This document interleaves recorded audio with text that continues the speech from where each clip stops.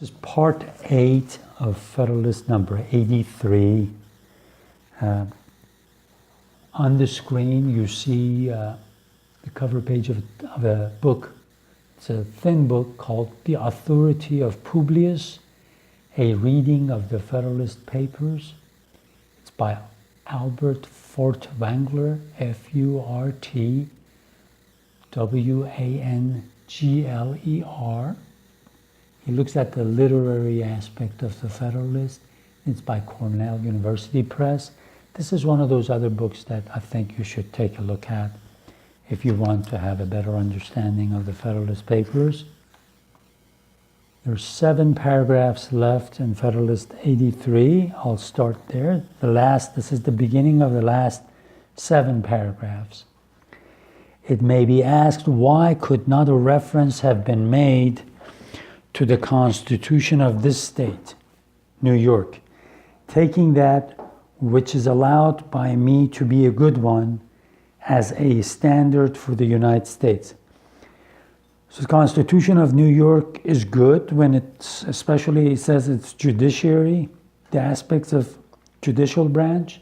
And he says, well, why didn't you just choose one of these states, the judiciary of one of these states as an example and emulate it, copy it?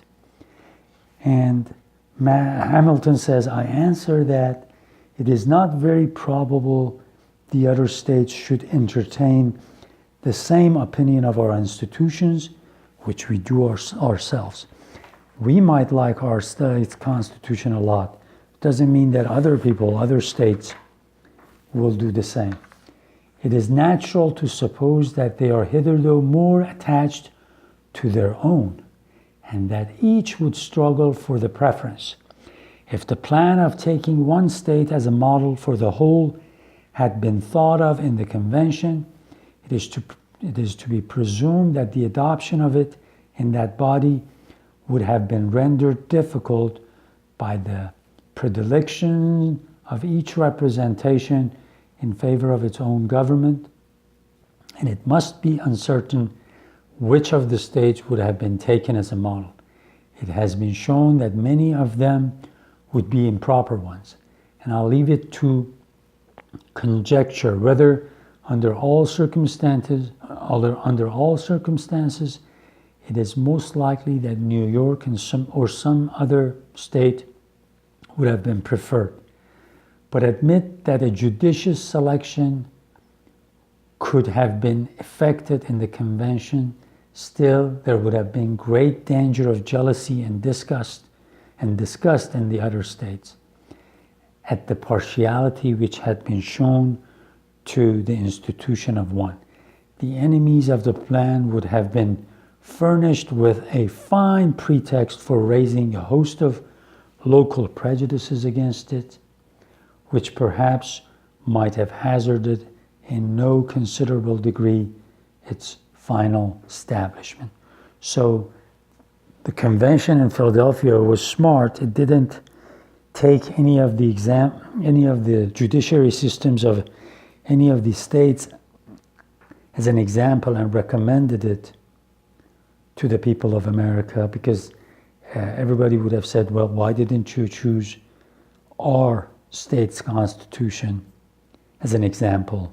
And that would bring bias, and that would bring all sorts of animosity and jealousy. He says, why do that? Why not do it the smart way like we've done and leave it to the national legislature to decide which cases will deserve or get a jury trial in civil cases, which civil cases get a jury trial.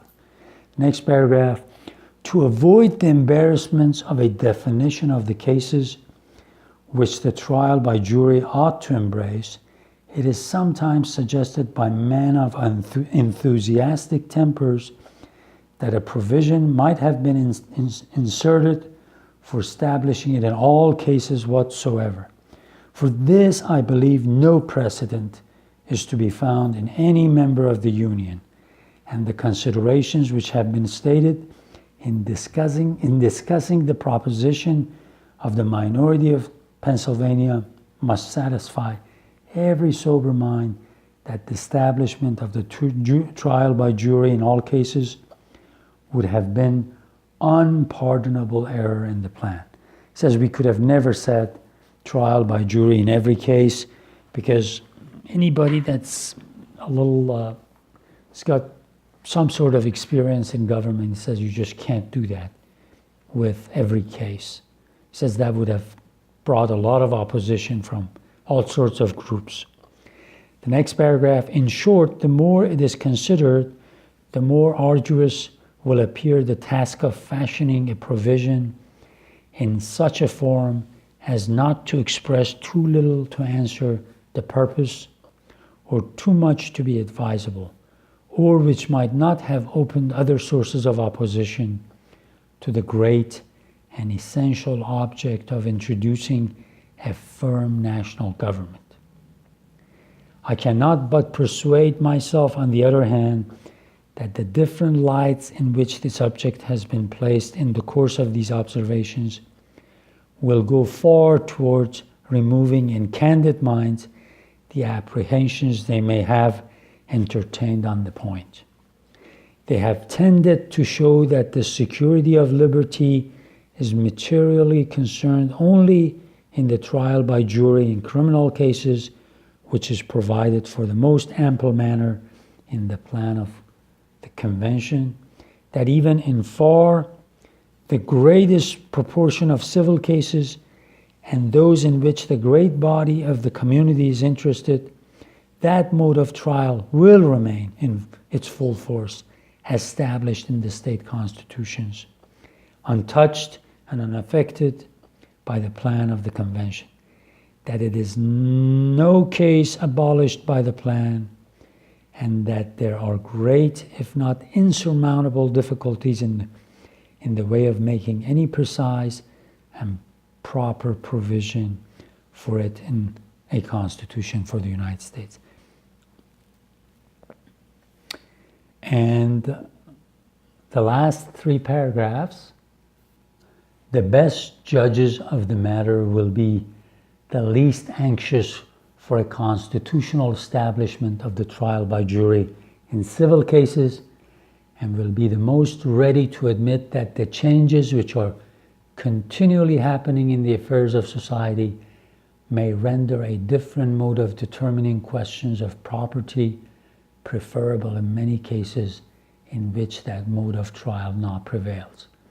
For my own part, I acknowledge myself to be convinced that even in this state, it might be advantageously extended to some cases to which it does not at present apply, and might as advantageously be abridged in others.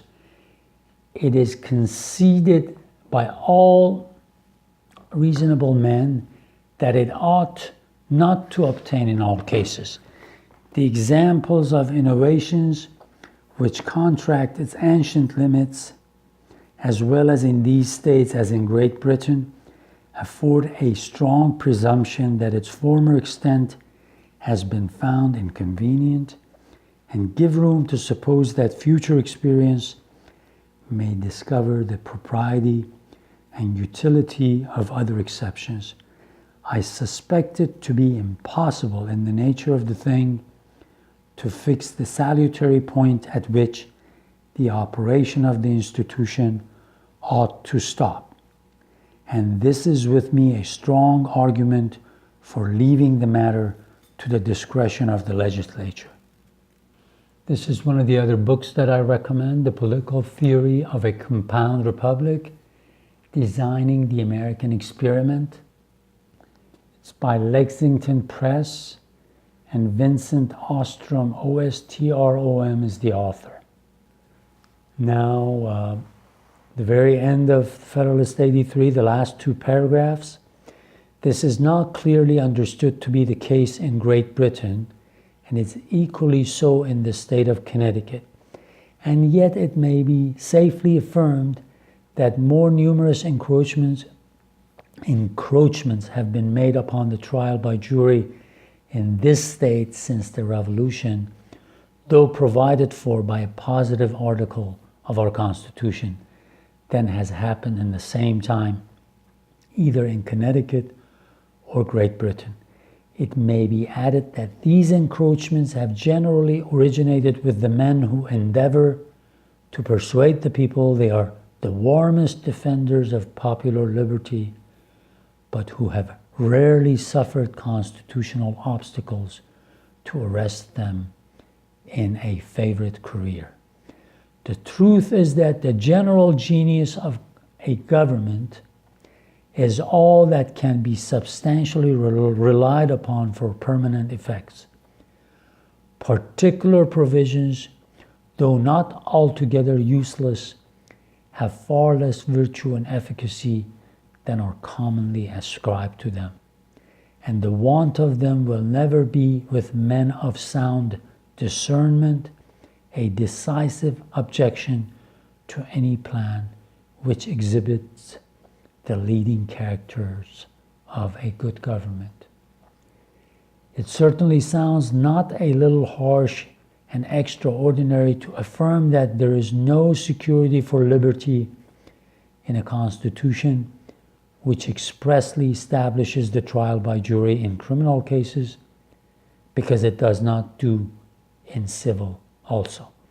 While it is a notorious fact that Connecticut, which is always regarded as the most popular state in the Union, it's populist state, it means, can boast of no constitutional provision for either. Or popular, so it says even Connecticut doesn't have this thing that our critics are complaining about.